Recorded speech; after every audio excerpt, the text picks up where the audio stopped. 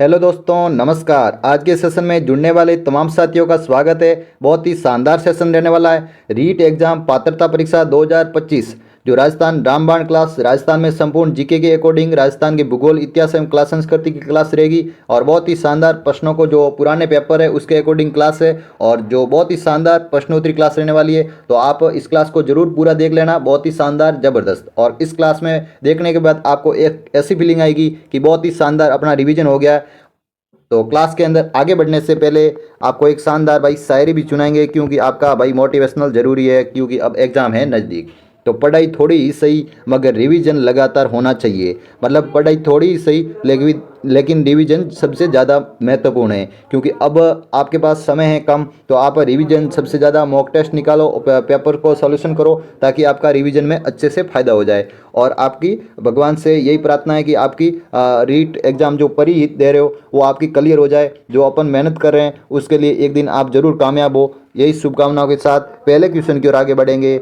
आज की क्लास का पहला क्वेश्चन क्या कह रहा है? बहुत ही शानदार ज़बरदस्त, बहुत ही शानदार ज़बरदस्त पहला क्वेश्चन आ गया भाई कि नगरी जिसका प्राचीन नाम माध्यमिक है वो किस ज़िले में है?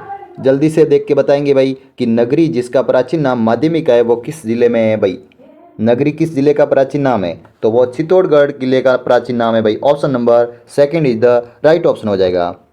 तो चित्तौड़गढ़ के अंदर और भी जानकारी आपको दे दें भाई, चित्तौड़गढ़ के अंदर प्रसिद्ध पर्यटन स्थल कौन कौन से हैं तो पूछ लेंगे। तो विजय स्तंभ कहाँ है? तो चित्तौड़गढ़ के अंदर। कुंभ स्वामी मंदिर वो भी चित्तौड़गढ़ के अंदर। श्रावण सवरी का मंदिर वो भी कुंभलगढ़ अरे चित्तौड़गढ़ के अंदर। और पूछ ले कि सांवलिया जी का मंदिर जो मंडपिया है वो कृष्ण भगवान का जो मंदिर है वो भी चित्तौड़गढ़ के अंदर है। बहुत ही शानदार ज़बरदस्त। और कालका माता मंदिर वो भी चित्तौड़गढ़ के अंदर है। बहुत ही ज़बरदस्त। कुंभ स्वामी मंदिर वो भी चित्तौड़गढ़ के अंदर है, जो कुंभा ने बनाया था। बहुत ही ज़बरदस्त। अगले क्वेश्चन की ओर आगे बढ़ेंगे। अगला क्वेश्चन ही बहुत ही शानदार ज़बरदस्त रहने वाला है कि राजस्थानी वास्तुकला के लेख जनक किसे कहा जाता है? मतलब वास्तुलाभ की जगह वास्तुकला पढ़ लेना। और राजस्थान में वास्तुकला के जनक किसे कहा जाता भाई? तो वास्तुकला के जनक तो भाई महाराणा कुंभा को कहा जाता है भाई। महाराणा कुंभा को ही राजस्थान में वास्तुकला के जनक कहा जाता है। बहुत ही शानदार ज़बरदस्त। अगले क्वेश्चन की ओर आगे बढ़ेंगे। अगला क्वेश्चन बहुत ही शानदार और ज़बरदस्त रहने वाला भाई कि क्या बताया जा रहा है कि महाराणा सांगा ने किस युद्ध में बाबर की सेना को हराया था? बाबर की सेना को हराया था। तो वो आपको बता देना भाई, कौन सी युद्ध की लड़ाई के अंदर भाई राणा सांगा ने बाबर की सेना को हराया? तो वो बयाना की लड़ाई थी जिसमें बाबर की सेना को हरा दिया भाई। कौन सी लड़ाई? बयाना की लड़ाई। कब हुई थी? तो वो बता देंगे भाई। डेट शीट आपको बता दे तो 16 फरवरी 1527 के दिन बयाना के युद्ध हुआ। और ये भी खानवा के युद्ध भी 1527 के अंदर हुआ था। वो हुआ था भाई 17 मार्च 1527 के मध्य। वो भी राणा सांगा और बाबर के मध्य लड़ा गया, जिसमें बाबर की जीत हुई थी उसमें। और भी बाबर के जो राणा सांगा और बाबर के मध्य युद्ध जो दो ही हुए थे, जो बयाना और सांगा खानवा के युद्ध। लेकिन और भी जो राणा सांगा के मध्य जो युद्ध लड़े गए, तो जैसे कि बांडी का युद्ध हो गया, खानवा का युद्ध हुआ, अरे गागरोन का युद्ध हो गया, खातौली का युद्ध हो गया। ये तमाम युद्ध जो राणा सांगा के मध्य लड़े गए अलग अलग। जैसे गागरोन का युद्ध हो गया, तो गागरोन का युद्ध भाई अपने अलाउद्दीन खिलजी द्वितीय और राणा सांगा के मध्य हुआ, जिसमें राणा सांगा की जीत हो गई थी। गागरोन का युद्ध जो 1519 के अंदर हो गया था भाई। और बांडी का युद्ध भी और खातौली का युद्ध जो 1518 के अंदर हुआ, राणा सांगा और इब्राहिम लोदी के मध्य हो गया था भाई। ये भी आप ध्यान में रखेंगे, आपको सामान्य जानकारी दे दी। बहुत ही ज़बरदस्त। अगले क्वेश्चन की ओर आगे बढ़ेंगे। अगला क्वेश्चन क्या कह रहा है? बहुत ही ज़बरदस्त कि राणा सांगा की मृत्यु कब हुई थी? मतलब राणा सांगा की मृत्यु कब हुई? तो ऑप्शन नंबर देखेंगे और राइट कर देंगे। तो राइट ऑप्शन हो जाएगा भाई फर्स्ट ऑप्शन कि 30 जनवरी 1528 के दिन राणा सांगा की मृत्यु हो गई। चित्तौड़ के अंदर उनके शासकों द्वारा उनको जहर देने पर उनकी मृत्यु हुई थी भाई 30 जनवरी 1528 के दिन। और पूछ ले कि इनका शासनकाल कब से कब तक था? तो 1509 से 1528 के मध्य इनका शासनकाल था। 1509 से 1528। अगले क्वेश्चन की ओर आगे बढ़ेंगे। अगला क्वेश्चन ही बहुत ही शानदार और ज़बरदस्त रहने वाला भाई। क्या बताया जा रहा है कि हल्दी घाटी का युद्ध कब लड़ा गया? मतलब हल्दी घाटी का युद्ध कब लड़ा गया? तो ऑप्शन नंबर तीसरा हो जाएगा भाई कि थर्ड ऑप्शन हो जाएगा भाई कि 18 जून 1577 के मध्य हल्दी घाटी का युद्ध लड़ा गया, जो राजसमंद के मध्य राजसमंद जिले में, और जो महाराणा प्रताप और अपने जो अकबर के सेनापति मान सिंह थे उनके मध्य लड़ा गया था भाई। कौन थे? मान सिंह। अगले क्वेश्चन की ओर आगे बढ़ेंगे। अगला क्वेश्चन ही बहुत ही शानदार और ज़बरदस्त रहने वाला है। क्या बताया जा रहा है कि चावंड जो महाराणा प्रताप की कितने वर्षों तक राजधानी रही, मतलब चावंड में महाराणा प्रताप की कितने वर्षों तक राजधानी रही थी। तो ऑप्शन नंबर जल्दी से देखेंगे और राइट ऑप्शन कर देंगे, तो राइट ऑप्शन होगा भाई 12 वर्षों तक राजधानी रही थी। कितने वर्षों तक? 12 वर्षों तक।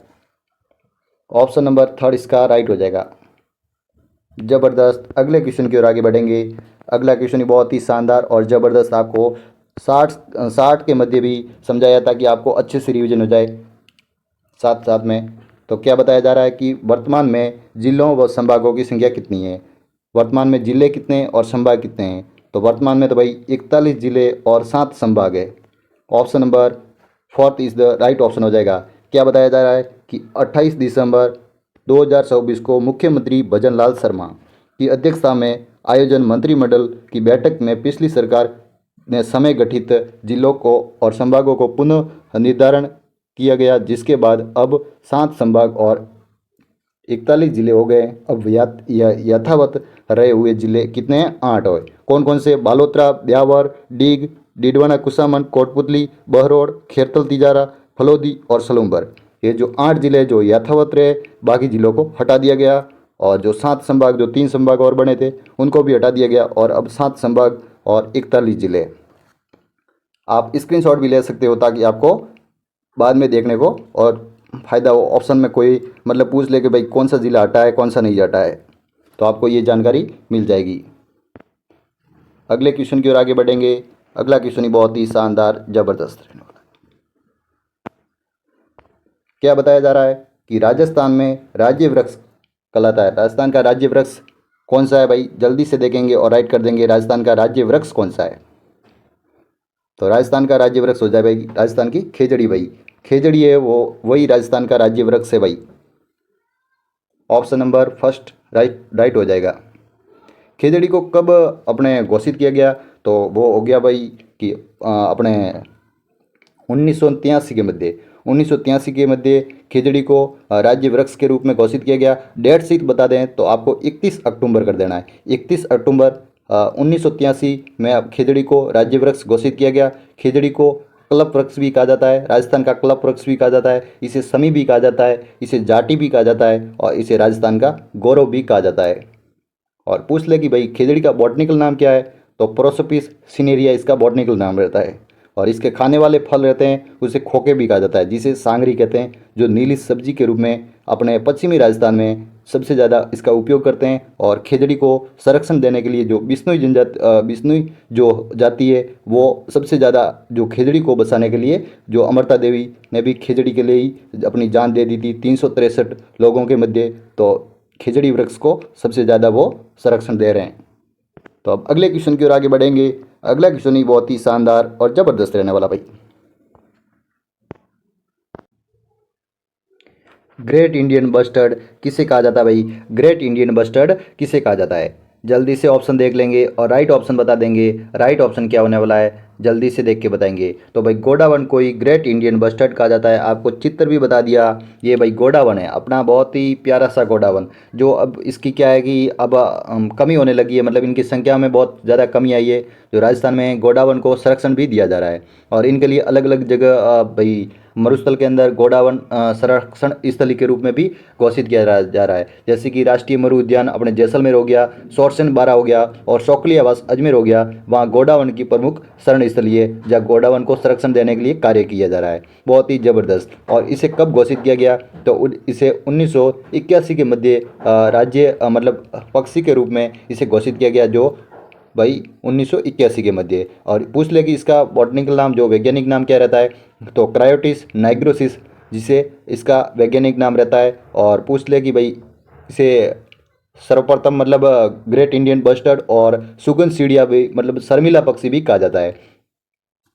तो अब अगले क्वेश्चन की ओर आगे बढ़ेंगे। अगला क्वेश्चन ही बहुत ही शानदार और ज़बरदस्त रहने वाला है। क्या बताया जा रहा है? आपको मैप भी साथ में दिया है ताकि आपको जानकारी अच्छे से मिल जाए कि क्षेत्रफल की दृष्टि से राजस्थान का सबसे बड़ा जिला कौन सा है। मतलब राजस्थान में क्षेत्रफल की दृष्टि से सबसे बड़ा जिला कौन सा है भाई। तो ऑप्शन नंबर हो जाएगा first is the right option हो जाएगा भाई जैसलमेर ही है, जिसका राजस्थान में क्षेत्रफल भाई 41 जिले तो हो गए, लेकिन जैसलमेर का क्षेत्रफल तो सबसे बड़ा है। और पूछ ले कि कितना क्षेत्रफल है, तो 38,401 किलोमीटर में, जो वर्ग किलोमीटर में जो जैसलमेर का क्षेत्रफल कुल है। और पूछ ले कि धौलपुर जो राजस्थान का सबसे छोटा जिला है और इसका क्षेत्रफल 3,034 किमी के आसपास है। और देख लीजिए आप नक्शे में भी, जैसलमेर का क्षेत्रफल सबसे बड़ा है। राजस्थान के अंदर जैसलमेर का क्षेत्रफल सबसे बड़ा है जो जिलों के रूप में है।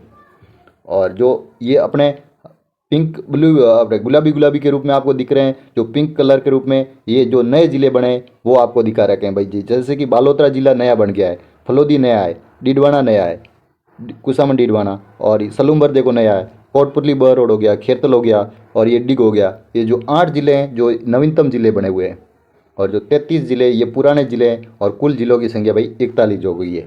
और संभाग पूछ ले तो वही 7 संभाग है जो पहले संभाग थे। बहुत ही शानदार, ज़बरदस्त। अगले क्वेश्चन की ओर आगे बढ़ेंगे। अगला क्वेश्चन ही बहुत ही ज़बरदस्त रहने वाला भाई। क्या बताया जा रहा है कि राजस्थान में किस क्षेत्र में जयपुर शहर स्थित है। मतलब किस क्षेत्र में, आपको क्षेत्र का नाम बताना भाई, क्षेत्र विशेष का नाम बता देना है कि किस क्षेत्र के अंदर जयपुर शहर बसा हुआ है भाई। तो ढूंढार क्षेत्र के अंदर ही भाई जयपुर शहर बसा हुआ है, ढूंढार क्षेत्र। मेवात क्षेत्र में तो भाई अलवर, भरतपुर, धौलपुर, करौली के आसपास का जो मत्स्य संघ है, मत्स्य प्रदेश है, वहाँ का इलाका है, तो वो मेवात क्षेत्र में आ जाएगा। मारवाड़ क्षेत्र पूछ ले तो जोधपुर भाई, मारवाड़ क्षेत्र जैसे कि जोधपुर हो गया, पाली हो गया, बाड़मेर हो गया, जैसलमेर हो गया, और ये आसपास के क्षेत्र जो जिले हैं, जालोर हो गया, तो ये जिले भाई हो जाएंगे मारवाड़ क्षेत्र में। हाड़ौती क्षेत्र में हो जाएंगे कोटा, बारा, बूंदी, झालावाड़, जो हाड़ा वंश की शासकों की प्रमुख वहाँ के शासक थे जो हाड़ा वंश, वहाँ हाड़ौती क्षेत्र में ये कोटा, बारा, बूंदी, झालावाड़ जिले थे। अगले क्वेश्चन की ओर आगे बढ़ेंगे। अगला क्वेश्चन ही बहुत ही शानदार और ज़बरदस्त रहने वाला है। क्या बताया जा रहा है कि राजस्थान में कुल सीमा की लंबाई बतानी है। मतलब कुल सीमा की लंबाई मतलब आपको स्थलीय सीमा बता देनी भाई। स्थलीय सीमा की कुल लंबाई कितनी है राजस्थान के अंदर। तो ऑप्शन नंबर देख लेंगे और राइट ऑप्शन बता देंगे। तो राइट ऑप्शन हो जाएगा भाई 5,920 किमी, जो राजस्थान में कुल स्थलीय सीमा की लंबाई या राजस्थान में कुल सीमा की लंबाई। पूछ ले कि राजस्थान में अंतर्राज्यीय सीमा की लंबाई कितनी है, तो 4,850 किमी। कितनी, 4,850 किमी। और पूछ ले कि राजस्थान में अंतर्राष्ट्रीय सीमा की लंबाई कितनी, तो अंतर्राष्ट्रीय सीमा की 1,070। 1,070। पूछ ले कि भाई उत्तर से पश्चिम और दक्षिण से, अरे पूर्व से पश्चिम के मध्य, उत्तर से दक्षिण और पूर्व के पश्चिम के मध्य वो लंबाई कितनी है, तो उत्तर से दक्षिण पूछ ले तो 826 कर लेनी है, और पूर्व से पश्चिम पूछ ले तो 869 कर लेनी है। कितनी, 869 कर लेनी है। पूछ ले कि इनके मध्य कितने किलोमीटर का अंतर रहता है, तो 43 किमी का अंतर रहता है। ये दिशा के अनुसार आपको बताइए, जो 826 है जो उत्तर से दक्षिण के मध्य है। अब अगले क्वेश्चन की ओर आगे बढ़ेंगे। अगला क्वेश्चन ही बहुत ही शानदार और ज़बरदस्त रहने वाला है। क्या बताया जा रहा है कि राजस्थान राज्य अभिलेखागार कहाँ पर स्थित है, किस जिले में, आपको जिला बताना भाई। तो ऑप्शन नंबर हो जाएगा भाई बीकानेर जिले के अंदर ही राजस्थान राज्य अभिलेखागार है। इसकी स्थापना पूछ ले तो 1955 के मध्य इसकी स्थापना हो गई थी भाई। 1955 में कब हुई थी, 1955 के अंदर राजस्थान राज्य अभिलेखागार की स्थापना हुई। अब अगले क्वेश्चन की ओर आगे बढ़ेंगे। अगला क्वेश्चन ही बहुत ही शानदार और ज़बरदस्त रहने वाला भाई कि राजस्थानी भाषा, साहित्य और संस्कृति अकादमी कहाँ पर स्थित है। राजस्थान की भाषा, साहित्य एवं संस्कृति अकादमी वो भी भाई बीकानेर जिले में स्थित है। कौन सा जिला, बीकानेर जिला। पूछ ले कि इसकी स्थापना कब हुई थी, तो 1983 में हुई थी। कब हुई थी, 1983 में हुई थी भाई, 1983 में हुई थी। पूछ ले कि इनकी जो पत्रिका थी वो पत्रिका नाम था जागती ज्योत। कौन सी, जागती ज्योत। पूछ ले कि वहाँ का पुरस्कार कौन सा था, मतलब जो इनके द्वारा जिस मतलब अकादमी इनके द्वारा पुरस्कार दिया जाता है, तो वो हो जाएगा भाई सूर्यमल मिश्रण पुरस्कार। कौन सा पुरस्कार, सूर्यमल मिश्रण पुरस्कार। बहुत ही शानदार, ज़बरदस्त। क्लास में अंत तक बने रहे। बहुत ही शानदार और ज़बरदस्त आपको क्लास के अंदर अच्छे से रिवीजन हो जाएंगे प्रश्न, और बहुत ही अच्छे क्वेश्चन लाएं ताकि आपके लिए अच्छे से रिवीजन हो जाए। क्या बताया जा रहा है कि भीलों का वन पुत्र किसे कहा जाता है। भीलों का वन पुत्र किसे कहा जाता है भाई? कर्नल जेम्स टॉड को कहा जाता है भीलों का वन पुत्र, colonel James Tod. Option number third इसका राइट हो जाएगा। जिसने भाई राजस्थान शब्द का प्रयोग किया भाई, राजस्थान शब्द का प्रयोग किया कर्नल जेम्स टॉड ने। राजस्थान शब्द, रायताना शब्द, और पूछ ले कि राजपूताना शब्द का प्रयोग किसने दिया, तो राजपूताना शब्द जॉर्ज थॉमस ने किया था 1800 ईस्वी में, और राजस्थान शब्द का प्रयोग 1829 ईस्वी में कर्नल जेम्स टॉड द्वारा। बहुत ही शानदार, ज़बरदस्त। अगले क्वेश्चन की ओर आगे बढ़ेंगे। अगला क्वेश्चन क्या कह रहा है? फायरे फायरे क्या है? फायरे फायरे क्या है? भीलों का घर है, भीलों की झोपड़ी हो गया, या भीलों का भोजन हो गया, या भीलों का रणघोष हो गया? तो ऑप्शन नंबर भाई फोर्थ हो जाएगा, भीलों का रणघोष। भीलों का रणघोष है, उनके द्वारा ही इसे फायरे फायरे कहा जाता है। क्या कहा जाता है? फायरे फायरे। अगले क्वेश्चन की ओर आगे बढ़ेंगे। अगला क्वेश्चन बहुत ही शानदार और ज़बरदस्त रहने वाला भाई, कि दारी संस्कार जनजाति के रूप में प्रसिद्ध है। मतलब दारी संस्कार किन के लिए प्रसिद्ध है भाई? तो दारी संस्कार तो भाई शहरिया जनजाति। कौन सी जनजाति हो जाएगी? शहरिया जनजाति के लिए ही दारी संस्कार प्रचलित है भाई। अगले क्वेश्चन की ओर आगे बढ़ेंगे।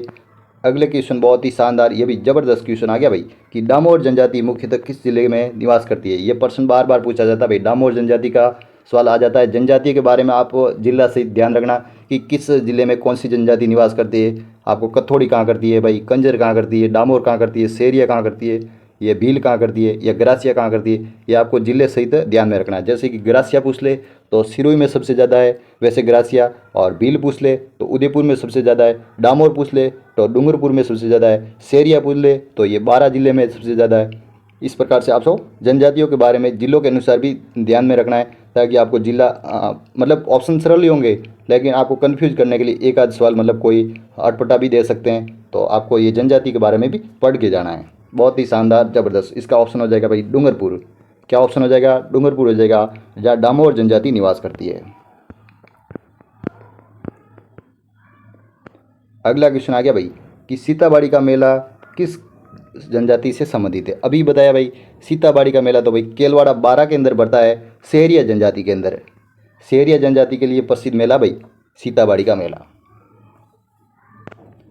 अगले क्वेश्चन की ओर आगे बढ़ेंगे। अगला क्वेश्चन बहुत ही शानदार और ज़बरदस्त रहने वाला भाई, कि बादशाह की सवारी, किसकी सवारी? बादशाह की सवारी का मेला बढ़ता है भाई।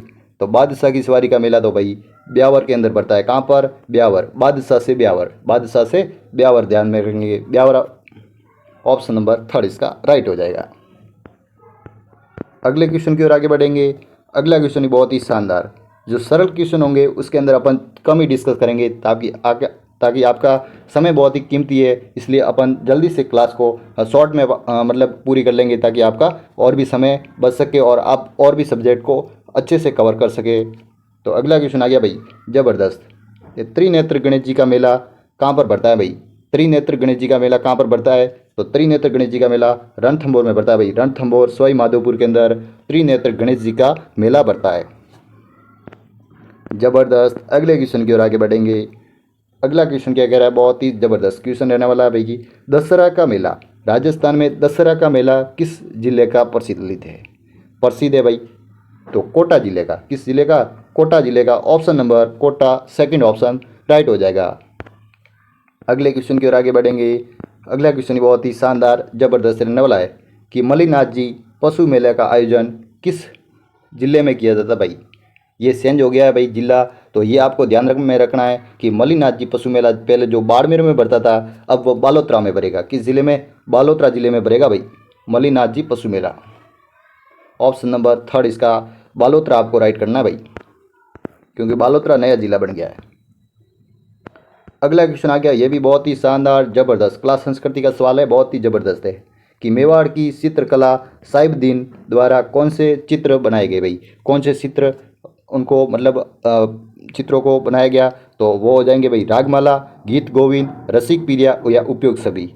कौन सा ऑप्शन राइट होने वाला है? तो ऑप्शन नंबर जल्दी से देखेंगे और राइट कर देंगे। तो राइट ऑप्शन ही भाई फोर्थ ऑप्शन हो जाएगा, उपरोक्त सभी। जो उनके द्वारा सारे जो चित्र है जो बनाए गए, रागमाला भी चित्र बनाया, गीत गोविंद और रसिक पीरिया नामक चित्रों का वर्णन भाई किया है भाई किसने? साहिबदीन ने। चित्रकार है मेवाड़ के साहिबदीन। और साहिब राम पूछे वो तो जयपुर के हैं। ये भी ध्यान रखेंगे, साहिबदीन और साहिब-राम के बारे में ये सवाल कई बार कंफ्यूज करते हैं। अगला क्वेश्चन आ गया भाई कि नाथ द्वारा चित्रकला शैली का संबंध किस विषय है। नाथ द्वारा चित्रकला शैली का संबंध है भाई, जल्दी से देखेंगे और राइट ऑप्शन कर देंगे तो राइट ऑप्शन हो जाएगा भाई, नाथ द्वारा चित्रकला शैली तो कृष्ण लीला के लिए प्रसिद्ध है भाई, कृष्ण लीला। ऑप्शन नंबर 3 इसका राइट हो जाएगा भाई, ऑप्शन नंबर 3 इसका राइट हो जाएगा। बहुत ही ज़बरदस्त। अगले क्वेश्चन की ओर आगे बढ़ेंगे। अगला क्वेश्चन क्या बताया है कि बांड जनजाति का संबंध है भाई, बांड जनजाति का संबंध किससे है।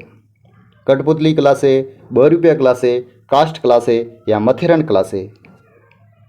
तो ऑप्शन नंबर हो जाएगा भाई, ये तो भाई बहुरूपिया कला। कौन सी कला, बहुरूपिया कला के लिए ही बांड जनजाति प्रचलित है भाई, इनका संबंध है बांड जनजाति से। बहुत ही ज़बरदस्त।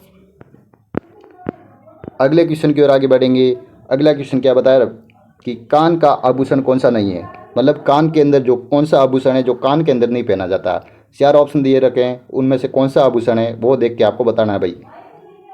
तो ऑप्शन नंबर हो जाएगा भाई, 4th ऑप्शन हो जाएगा गोखरू। कौन सा, गोखरू जो कलाई में पहना जाता है। गोखरू तो भाई कलाई में पहना जाता है। बाकी अंगूठिया है, सुरलिया और पीपल पंता है, वो भाई कान के अंदर पहने जाने वाले आभूषण है। जो तीनों ये तीनों कान के अंदर पहने जाने वाले आभूषण हैं, लेकिन गोखरू कलाई में पहने जाने वाला आभूषण है। यह आपको ध्यान में रखना है। आज की क्लास यहीं ख़त्म होती है, लेकिन आपको एक जानकारी दे दें भाई रीट एग्ज़ाम के लिए, पात्रता परीक्षा के लिए भाई एक नोटिफिकेशन जो बोर्ड ने निकाला है। क्या बताया जा रहा है कि रीट एग्ज़ाम पात्रता परीक्षा में गलत प्रश्न, किसी भी प्रकार से नेगेटिव मार्किंग नहीं रखी गई है। सभी प्रश्नों को दिल खोल कर गोले भरे और यही ओमार में गोला खाली कर सकते हैं तो उसका नेगेटिव मार्किंग काटा जाएगा। मतलब आपने गोला यदि खाली छोड़ दिया तो उसका नेगेटिव मार्किंग काटा जाएगा, लेकिन आपने गोले सारे भर दिए तो आपको नेगेटिव मार्किंग नहीं है। और मज़े से पेपर देना और बहुत ही शानदार और ज़बरदस्त पेपर कर लेना और रीट एग्ज़ाम पर ही पास होकर हमारे को मैसेज ज़रूर करना। हमने आपके लिए दिन रात मेहनत करके क्लासें लगाई और आपके लिए हमेशा और भी मेहनत करते रहेंगे। और इसी प्रकार जो राजस्थान जीके के बारे में अपनी क्लास आती रहेगी। तो आपका बहुत सारा प्यार इस क्लास में देने के लिए बहुत बहुत धन्यवाद। और ये क्लास जो आपने जो कल हमने डाली थी, और ये भी क्लास बहुत ही शानदार और ज़बरदस्त, आपने खूब सारा प्यार दिया इस क्लास के लिए भी। और ये क्लास जिसने भी नहीं देखी है तो वो जाके ज़रूर देखना, ताकि आपको इन मेल हवेलियाँ और सत्रियाँ और बावड़ियों के बारे में, आपको स्थापत्य कला के बारे में अच्छे से अपने क्लास के अंदर बता रखा है। और थ्योरी के माध्यम से भी क्लास है, तो ये क्लास ज़रूर देख लेना, बहुत ही शानदार और ज़बरदस्त। आज के लिए इतना ही। थैंक यू, धन्यवाद, सबका आभार। क्लास में जुड़ने वाले तमाम साथियों का